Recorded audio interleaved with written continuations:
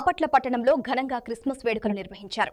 పట్టణంలోని వివిధ డినామినేషన్లకు చెందిన ప్రార్థనా మందిరాల్లో క్రీస్తు పుట్టుకను భక్తి శ్రద్ధలతో ఆరాధించారు. 2025 సంవత్సరాల క్రితం జన్మించిన యేసుక్రీస్తు బోధించిన ప్రేమ, జాలి, కరుణ మార్గాన్ని అనుసరించాలని సంఘ సేవకులు తమ సందేశాల్లో పేర్కొన్నారు. ప్రపంచానికే ఆయన జననం ఒక చరిత్రగా, ఆయన మరణం మరో చరిత్రగా నిలిచిందని బోధించారు. ఈ సందేశాలను ప్రజలు శ్రద్ధగా ఆలకిస్తూ యేసుక్రీస్తును స్మరించుకున్నారు. దేవుని వాక్యం చదువుతూ ఉంటే దేవుడు అంత మాట్లాడు.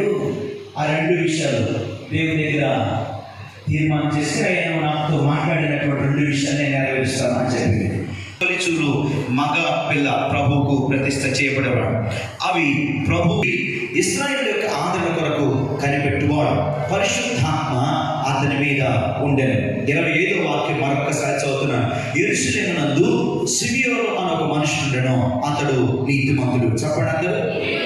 నీతిమంతుడు అంటే అర్థం ఏంటి అంటే, నీతిమంతుడు అంటే అర్థం ఏంటంటే దేవుని మాట ఏదైతే నాకు తెలుసో అదంతా ఫీల్ అయితే వాస్తవం గారు